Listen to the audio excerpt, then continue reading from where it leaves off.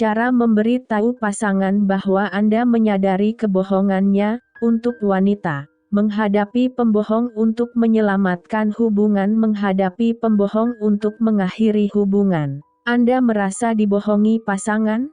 Terlepas dari mau atau tidaknya Anda menyelamatkan hubungan dengan pasangan, kebohongan tetaplah merupakan sebuah isu yang perlu disikapi dengan serius. Sepahit apapun kebenarannya, perilaku tidak jujur tetaplah menyakitkan dan tidak bisa dibenarkan. Baca terus artikel ini untuk mengetahui cara terbaik memberi tahu pasangan bahwa Anda sudah mengetahui kebohongannya. Metode 1. Menghadapi pembohong untuk menyelamatkan hubungan. 1. Ajak pasangan bertemu tatap muka. Berkomunikasi tatap muka dengan pasangan memungkinkan Anda untuk menganalisis berbagai penanda penting, seperti bahasa tubuh dan kontak matanya. Ini dapat membantu Anda menentukan apakah dia sudah mulai bicara jujur atau masih membohongi Anda. Sekalipun kebenarannya masih diperdebatkan, seseorang bisa dikatakan berbohong jika bibirnya kerap mengerucut ketika berbicara dengan Anda, sikap tubuhnya terlihat gelisah dan kurang sinkron, kata-katanya terlampau singkat, sering diam, dan kurang banyak menggunakan ujaran aku. Ajak dia bertemu di lokasi yang netral, seperti kafe atau restoran. Selain akan mencegah situasi komunikasi semakin memburuk, menemui pasangan di tengah-tengah orang banyak juga akan mendorong Anda dan pasangan untuk berdiskusi, bukan bertengkar. 2. Kumpulkan bukti-bukti kebohongannya. Hal-hal sesederhana kutipan pesan singkat, potongan surel, surat, pernyataan teman Anda, atau bahkan insting Anda pun bisa dijadikan barang bukti. Hanya saja, pastikan Anda sudah mengkaji bukti-bukti tersebut sebelum meletakkannya di meja diskusi. Ingat, diskusikan bukti-bukti tersebut dengan tenang dan rasional. Jangan lupa menggandakan beberapa bukti yang bisa digandakan untuk berjaga-jaga. 3. Tenangkan diri Anda. Masuki ruang diskusi dengan tenang namun tetap kuat. Latih ketenangan Anda dengan bermeditasi, berlatih napas dalam, berjalan-jalan santai di luar rumah, atau membayangkan hal-hal yang menyenangkan dan menenangkan. Lakukan apapun yang bisa menjauhkan pikiran dan tubuh Anda dari rasa stres berlebihan. 4. Sampaikan kepadanya bahwa Anda sudah mengetahui kebohongannya. Agar konflik terselesaikan, Anda perlu terlebih dahulu mendefinisikan masalahnya secara spesifik. Dalam kasus ini, yang menjadi masalah bagi Anda adalah kebohongannya. Sampaikan keluhan Anda dengan cepat dan lugas agar sisa waktu yang ada bisa dimaksimalkan untuk menyelesaikan konflik tersebut. Tidak perlu berbelit-belit. Cukup katakan bahwa Anda mengetahui kebohongannya dan itu membuat Anda khawatir. Jaga nada suara Anda agar tetap tenang dan selalu lakukan kontak mata. Alih-alih langsung menyebutnya sebagai pembohong, sampaikan secara spesifik sikap dan perilakunya yang menurut Anda tidak jujur dan tidak bisa diterima.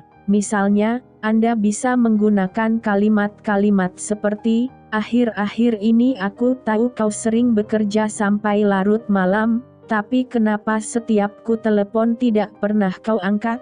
Sikapmu itu membuatku merasa dibohongi. Ketika kau bilang bahwa kau menyukai potongan rambutku, aku merasa kau sedang tidak benar-benar jujur. Akhir-akhir ini aku sering merasa khawatir kau sedang membohongiku. Misalnya, aku sering menangkap basah kau mengecek ponselmu ketika aku sedang mengerjakan hal lain. Apakah ada sesuatu yang ingin kau sampaikan padaku?" 5. Gunakan ujaran aku untuk mengekspresikan perasaan Anda. Sekalipun Anda pasti akan tergoda untuk menyalahkan, mencela, atau meneriaki pasangan, tuduhan yang berapi-api justru akan membuat hubungan Anda semakin sulit diperbaiki. Alih-alih langsung menuduh, sampaikan dengan jujur bagaimana perasaan Anda ketika dia mulai berbohong. Beberapa kalimat yang bisa Anda sampaikan adalah,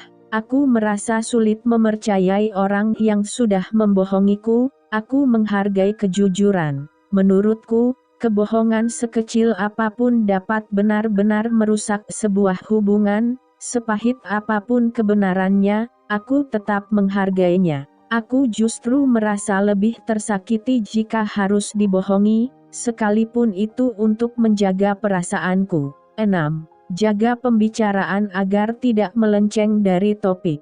Beberapa respons yang lazim diberikan oleh tertuduh adalah mengubah subjek pembicaraan, menyalahkan orang yang menuduhnya, mengulur-ulur pembicaraan, atau tiba-tiba memuji orang yang menuduhnya tanpa sebab. Apapun respons pasangan, tetaplah bertahan pada topik Anda. Anda mengetahui kebohongannya, Anda merasa tersakiti, dan Anda menginginkan kebohongan tersebut berhenti demi kelangsungan hubungan Anda dengannya. Ingat, Anda berhak mengekspresikan perasaan dan pasangan Anda berkewajiban mendengarkan apapun yang Anda sampaikan. Jangan biarkan fokus Anda teralihkan, jangan pula bersikap defensif. 7. Berikan dia kesempatan untuk menjelaskan. Ingat, terkadang seseorang memiliki alasan yang kuat untuk berbohong, mungkin saja dia justru sama sekali tidak berbohong dan ada penjelasan alternatif yang sangat masuk akal untuk semua bukti-bukti Anda. Mungkin juga dia sudah menyesali kebohongannya dan dengan tulus ingin mengubah perilakunya di kemudian hari. Orang-orang sering kali berbohong ketika sedang berada di bawah tekanan, namun mereka mungkin akan mengatakan yang sebenarnya jika sudah diberi waktu untuk berpikir dan menenangkan diri. Sekalipun sudah membohongi Anda, dia tetap memiliki hak untuk menjelaskan. Jika Anda ingin memperbaiki hubungan dengannya, izinkan dia memberikan penjelasan. Selalu ingat bahwa orang-orang dapat dengan mudah ditipu, terutama oleh pasangannya. Fenomena ini dikenal dengan istilah bias kebenaran. Anda dapat dengan mudah mempercayai orang-orang yang Anda pedulikan, sekalipun ucapan atau tindakan mereka tidak rasional. Pasangan Anda mungkin memiliki alasan yang kuat untuk berbohong, namun jangan izinkan diri Anda terjebak dalam alasan-alasannya yang tidak masuk akal. Jika dia berkata ponselnya dicuri oleh orang asing yang mirip dirinya, lalu orang asing tersebut menggunakan ponselnya untuk mengirim foto telanjangnya kepada sahabat Anda, jangan percaya. Kemungkinan besar dia masih membohongi Anda. 8. Tentukan tindakan Anda selanjutnya. Ikuti insting Anda dan amati perilakunya baik-baik. Tanyakan kepada diri Anda, apakah Anda benar-benar yakin kebohongannya akan berhenti sampai di situ? Setelah mempertimbangkan segala sesuatunya, termasuk insting Anda bisa memilih untuk melakukan salah satu dari beberapa hal di bawah ini: maafkan pasangan Anda dan lanjutkan hidup. Jika kebohongannya terasa tidak terlalu penting atau hanya terjadi satu kali, atau jika pasangan Anda benar-benar terlihat serius ketika berkata akan memperbaiki diri, Anda boleh memaafkannya. Kedepannya, bersikaplah lebih waspada. Namun Anda perlu tetap mengingat bahwa tidak ada orang yang terlepas dari kesalahan. Ikuti proses terapi. Jika kebohongannya berada pada skala serius dan mulai mengacaukan hubungan Anda, pertimbangkan untuk mengajaknya menemui konselor demi membangun kembali kepercayaan dalam hubungan. Kemungkinan besar, ini akan menghabiskan banyak waktu, tenaga, dan uang. Jika hubungan Anda baru terjalin sebentar atau Anda belum menikah dengannya, pertimbangkan baik-baik keputusan ini. Akhiri hubungan Anda dengannya. Jika kebohongannya sudah terjadi berulang kali, atau jika Anda masih merasa kesulitan mempercayainya, sebaiknya akhiri saja hubungan Anda dengannya. Sekalipun awalnya Anda berniat memperbaiki hubungan, ingatlah bahwa kebahagiaan dan keamanan Anda adalah prioritas. 9. Ucapkan selamat kepada diri Anda karena tetap berpegang pada kebenaran. Menghadapi pembohong memang tidak mudah, namun perlu Anda lakukan. Hibur diri Anda dengan pergi ke spa, makan malam bersama sahabat, atau melakukan kegiatan lain yang menenangkan dan menyenangkan. Metode 2. Menghadapi pembohong untuk mengakhiri hubungan. 1. Akhiri hubungan yang diwarnai kebohongan. Beberapa kebohongan masih bisa dimaafkan, beberapa tidak. Anda toh tidak berkewajiban memaafkan dan melupakan semua kebohongan dan kesalahan orang lain. Sekalipun Anda memutuskan untuk mengakhiri hubungan dengannya, tetaplah menjelaskan perasaan Anda kepadanya. Dalam kasus ini, Anda menemuinya bukan untuk memintanya memperbaiki perilaku, melainkan untuk mengembalikan kepercayaan dan kekuatan diri Anda pasca dikhianati pasangan. Pastikan Anda memang benar-benar ingin mengakhiri hubungan dengannya. Jangan mengancam memutuskan hubungan hanya untuk mengontrol perilakunya. 2. Pikirkan baik-baik sebelum mengajaknya bertemu. Apakah Anda memang perlu mengajaknya bertemu? Apakah keamanan Anda akan terjamin? Terkadang, kebohongan sekadar merupakan sebuah kebohongan. Namun tidak jarang pula, perilaku berbohong terkait dengan kondisi mental yang lebih serius. Orang-orang dengan kecenderungan narsisme, gemar berbuat kekerasan, terlampau mudah cemburu, dan obsesif cenderung memiliki kebiasaan berbohong. Pikirkan apakah pasangan Anda adalah sosok yang posesif, mudah cemburu, gemar marah-marah, atau minim empati. Jika ya, sebaiknya Anda tidak perlu menemuinya untuk mendiskusikan perilakunya. 3. Temui dia secara langsung atau ajak dia bicara via telepon atau daring. Berhubung tujuan Anda adalah mengakhiri hubungan, perilakunya saat berkomunikasi tidak perlu lagi Anda pedulikan. Anda tidak perlu tahu dia masih berbohong atau tidak. Topik pembicaraan ini adalah Anda dan kebutuhan-kebutuhan Anda. Anda tidak perlu lagi mengamati sikap tubuhnya atau terus-menerus melakukan kontak mata dengannya. Yang perlu Anda lakukan hanyalah menyampaikan apapun yang ingin Anda sampaikan, dengan cara apapun. Anda bisa menghadapinya secara langsung. Pilihan paling aman adalah mengajaknya bicara di tempat umum. Beritahukan lokasinya kepada sahabat atau keluarga Anda sehingga jika diskusi mulai memanas, Anda bisa meminta bantuan mereka. Pilihan ini memang lebih berisiko, namun Anda akan merasa puas ketika bisa melihat wajah kagetnya ketika tertangkap basah. Melalui telepon, tuliskan terlebih dahulu hal-hal yang ingin Anda sampaikan. Ingat, ini mungkin akan menjadi terakhir kalinya Anda menghubunginya, jadi pastikan Anda mengatakan semuanya.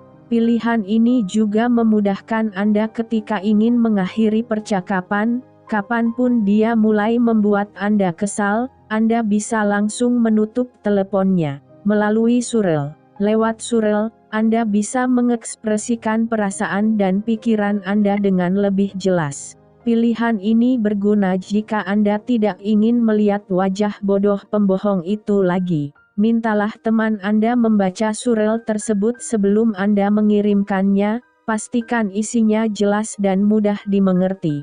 Jika dia merespons surel Anda memiliki pilihan untuk membalasnya atau memasukkannya ke folder sampah.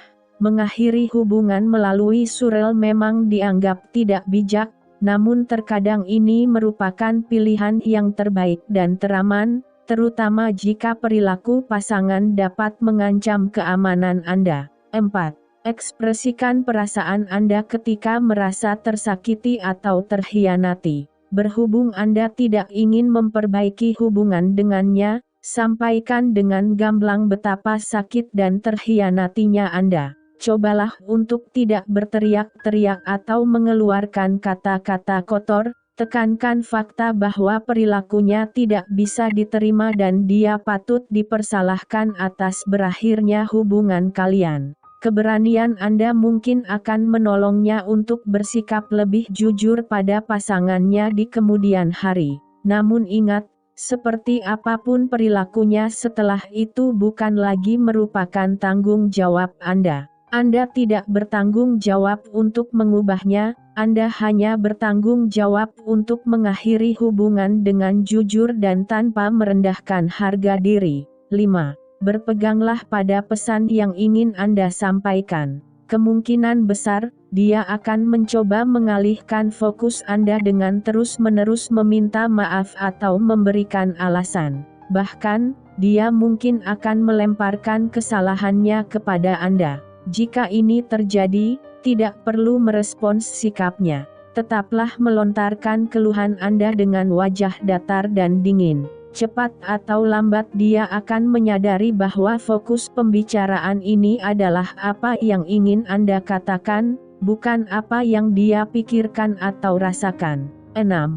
Mintalah dukungan dari orang-orang terdekat Anda. Sekarang bukan saat yang tepat untuk memendam masalah sendirian. Akuilah, Anda memerlukan bantuan dan dukungan dari orang-orang terdekat, seperti sahabat dan keluarga. Mereka tidak hanya akan memberikan perspektif yang lebih objektif, melainkan juga dengan senang hati memberikan dukungan dan perhatian yang Anda butuhkan. Jika Anda lupa bahwa putusnya hubungan Anda didasari alasan yang kuat, mereka dapat membantu mengingatkan bahwa Anda telah membuat keputusan yang tepat. Penelitian juga menunjukkan bahwa putusnya hubungan dengan pasangan dapat semakin mengukuhkan persahabatan seseorang dengan orang-orang di sekitarnya, yang berakibat pada meningkatnya level kebahagiaan orang tersebut. 7. Berfokuslah pada dampak positif memutuskan hubungan dengan seorang pembohong. Berakhirnya hubungan dengan seseorang yang kita sayangi memang menyakitkan, tetapi sering kali mampu membawa dampak yang lebih positif bagi kedua belah pihak.